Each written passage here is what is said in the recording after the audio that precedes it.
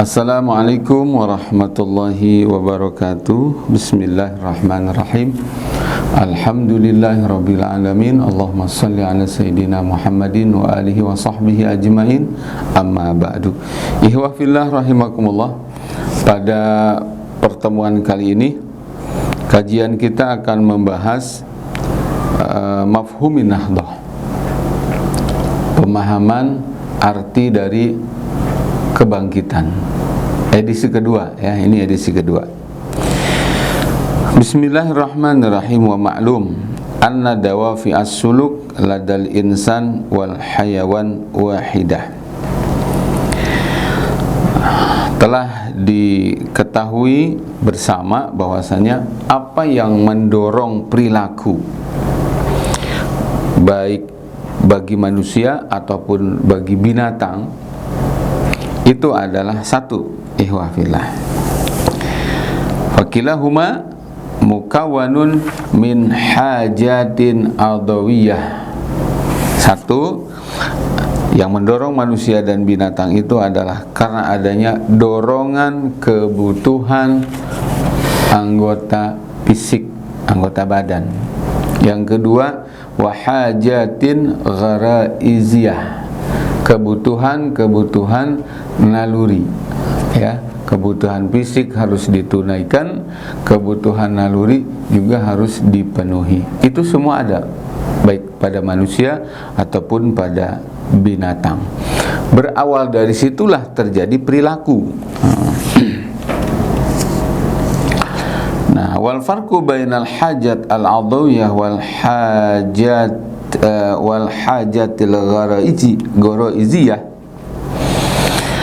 Adapun perbedaan antara hajat anggota badan fisik dan hajat naluri, perbedaannya anal hajat al-adawiyah idza lam yusbiha al-hayyu addat ilal maut.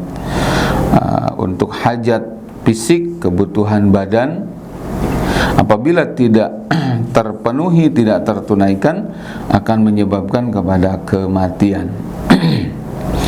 Amal hajatul gharaiziyah fa innahu illam yusbiha la yamutu walakin tusabbibu lahu al-qalaq wal idtiraba.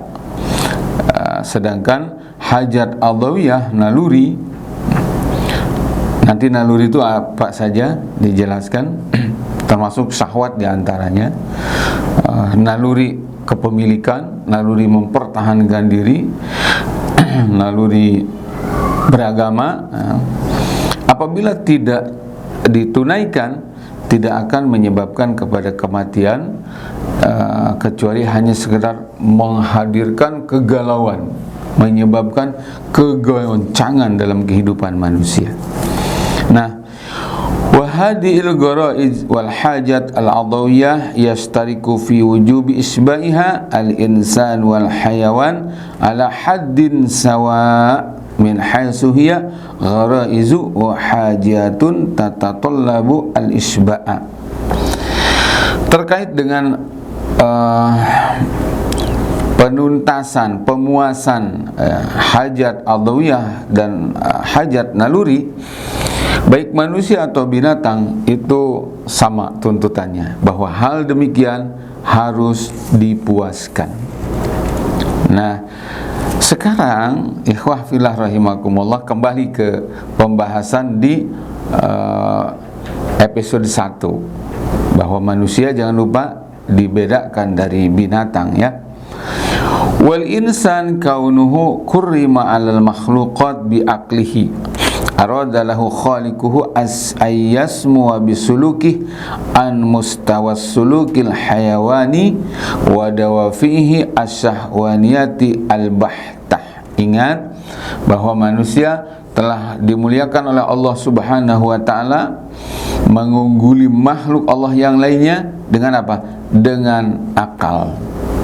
Dengan akal itulah Allah Ta'ala punya maksud agar manusia berbeda dari binatang ketika menunaikan pemuasan hajat, baik itu adawiyah maupun hajat gharaiz. Wa aradalahu Allahu azza wa jalla ay yasmuwa bi fikrihi wa mu'taqadihi an mujarradil idrak al-gharizi alladhi yusariku fihi al-hayawan. Allah subhanahu wa ta'ala punya maksud bahwa dengan akal itu manusia betul-betul berbeda dari binatang terkait cara pemuasan hajat alawiyah ataupun hajat daripada gharizah. Haitsu aradalahu Allah siyanata aqlih bima yasmu bih an kulli ma yaj'aluhu yasfulu wa yanhatu.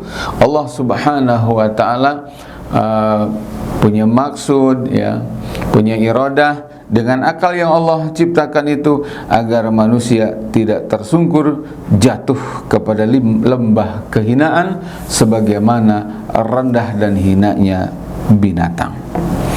Ikhwah fillah rahimakumullah, falidzalik najidu a'da'al insaniyati wa musta'bidi banil bashar abarul usuri amidu awwala ma amidu ila tahtimil aqli al-insani.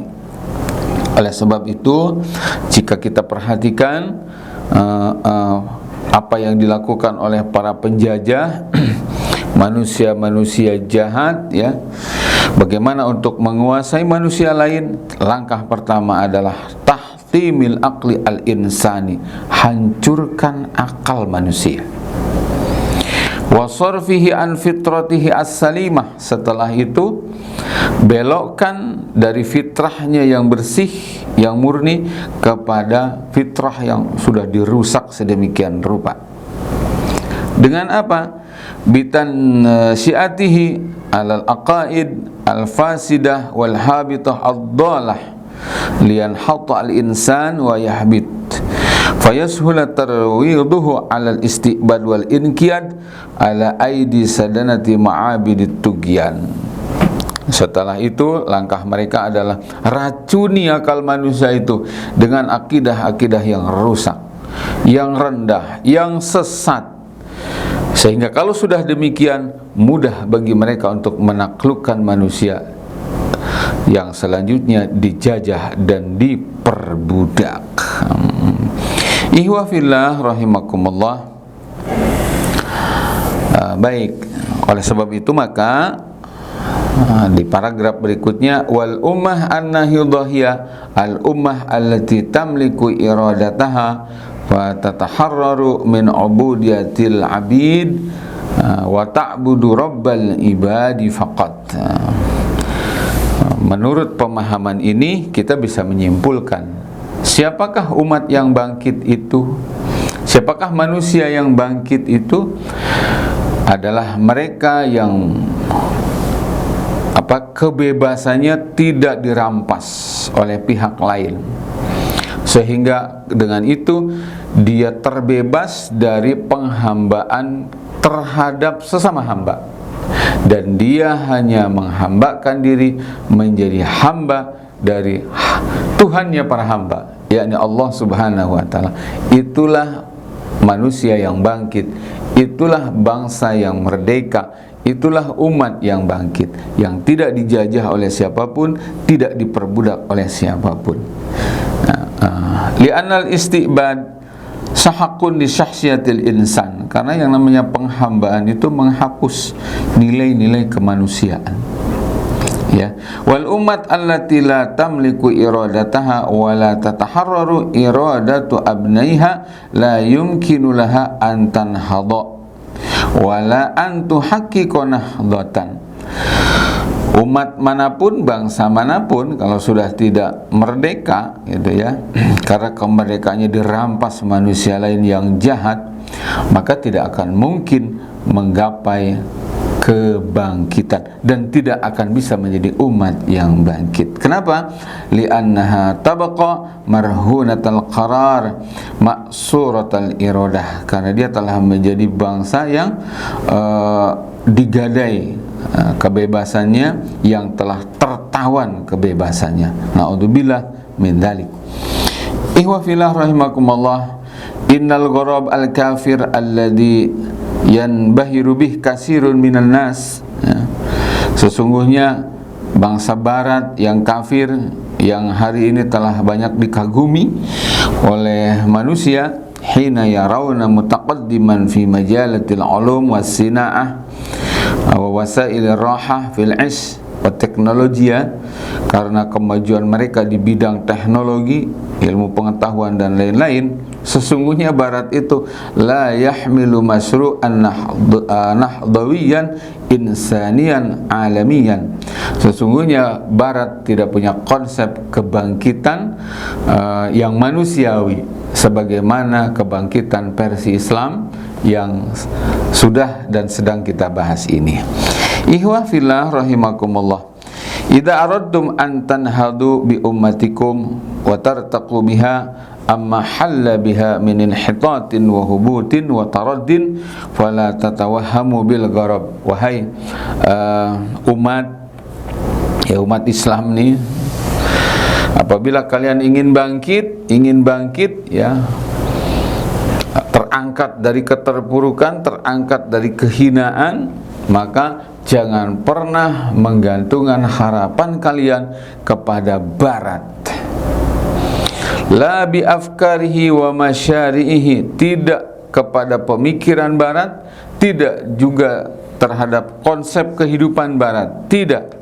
Allati la walan tasluha li inhadikum, sesuatu yang memang mustahil untuk bisa membawa kamu menjadi umat yang bangkit.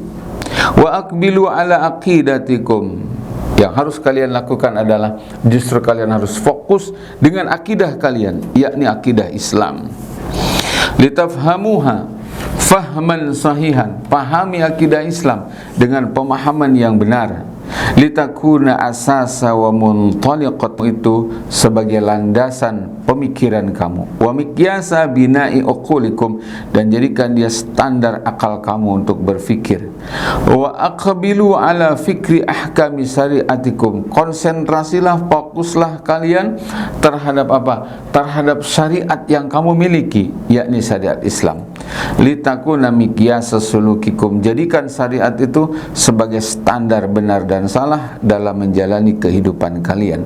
Litartaqu biha wa tasmu afkarukum, kalau kalian bisa melakukan itu, kalian akan menjadi umat yang bangkit, yang maju.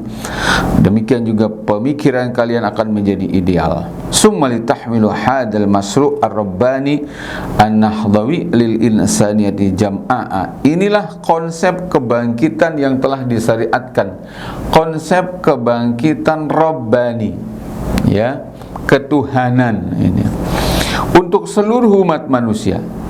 Litakhlisiha min syururi tugot asyar wal jash wal istibdad wal istibad. Karena apa? Karena syariat ini yang bermula dari akidah tadi itu betul-betul telah murni, bersih dari nilai-nilai kotor berupa keserakahan dan ambisi penjajahan. Jadi hanya Islamlah yang akan membawa kita menjadi umat yang maju, umat yang bangkit, dan umat yang merdeka. Ikhwah fillah rahimakumullah, sekian dan demikian, semoga bermanfaat. Assalamualaikum warahmatullahi wabarakatuh.